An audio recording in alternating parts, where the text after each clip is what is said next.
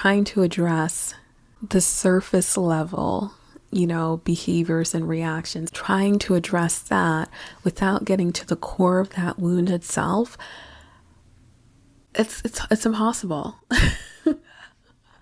It is impossible. Just boundary setting will only get you so far because the impulse is so ingrained. As long as that wound is still living within you, the wound itself is going to find the loophole. It's going to find a way to trick your brain and work around your own boundaries so that you can fulfill the codependent compulsion, the codependent impulse. How quickly it kicks in. I mean, even how it quickly transforms and shape shifts to make it feel like it's something you're choosing. It's my idea. It's actually a good idea for me to clean and cook and do everything for everyone. Actually, it's actually a good thing. It's so fast. It moves so fast, you guys. And so right here, right now, let's start asking a better question. A better question than, who am I? What do I really want? What boundaries do I need to start setting? Rather than focusing on your codependent reactions, your lack of boundaries, your self-abandonment, the suppression or repression of your emotions, focus on that part of you that wants to disappear. You can even close your eyes right now if you have the space and you're not driving or doing anything that you need your eyes for. If you can go ahead and close your eyes right now and turn that lens inwards. Can you feel that part of you that wants you to disappear? That feels she needs to hide? That doesn't want to be seen?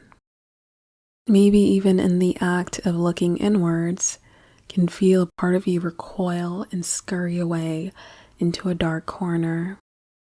Whenever you can make contact with her, here's a question to ask her. What are you really hungry for? What are you hungry for? What are you trying to get from these people around you through your service and sacrifice? Personally, I've realized for myself that one of the dominant things I was reaching for, and I sense this truly started from infancy, but one of the dominant things I was personally reaching for was nurturing. Having a safe place I know I can always come back to as I venture out into the big, bold world, a place that felt warm, that welcomed me and cared for me. Once I identified that, then I could turn to my deeper self and receive that nurturing. For you, it might not be nurturing. Maybe it's a different word. The word that resonates for you, for what this part of you is hungry for. Maybe it's a word that's maybe not even in your language, in your known spoken language right now. Maybe it's a feeling and you just know it when you feel it. Maybe it's a feeling that you'll have to give a word for yourself. The specifics of what this part of you is reaching for is going to be unique to you. Maybe right now it's love. I know for me personally, initially, I thought that was what it was. I just want love. But then I poured so much love into myself. I spent years pouring love into myself, and I still felt that part of me still reaching. And so I knew for me personally, it went deeper than that. In my work with clients, I help you identify what that is for you. And we also collaborate with what I call the deeper self. This is a spiritual self. It's your eternal self, the spacious inner beingness that is alive within us all. We co-create with your deeper self to bring forward that healing, bring forward that nurturing, bring forward that love. Because here's the magical thing and why getting a quality question is so important. Whatever you request from your deeper self, it readily offers up. It's one of the most powerful healing tools I've ever encountered or worked with, and it is at the core of my coaching methodology. If this approach speaks to you, if there's something in this little journey we went on in this video that lit a light bulb for you and you're like, I finally got it now. I see how I'm still sneakily codependent and I'm still caving. Even though I say I'm setting boundaries, I just can't get myself to stop. I don't know what to do. That discomfort, I don't know what to do about it. I can't not take care of everyone else. I just can't stop. I can't stop. I hope that you're starting to see the light.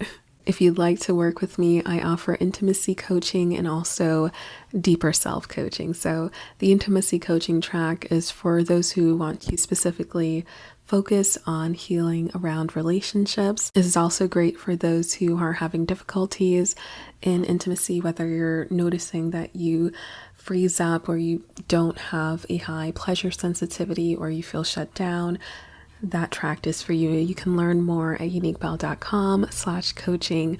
But for those who maybe don't want to work with pleasure or intimacy or relationships and just want to focus on the self-healing portion and getting to know the deeper self, then I offer deeper self-coaching. It's all connected and you'll get a little bit of both in either track, but it just lets me know what our goals are. If you'd like to sign up, go ahead and register at uniquebelle.com/coaching. And if you can't afford private coaching at the moment, I've popped a link into the description below with some journal questions to help you on your recovery journey. Because without taking this first step of connecting to the wounded self that feels the compulsion to caretake because actually it wants to hide and protect itself, without connecting to that part of you, going through the motions of setting boundaries or trying to focus more on yourself and take care of yourself, you're still going to be prohibited by that part of you that's not going to let you go too far,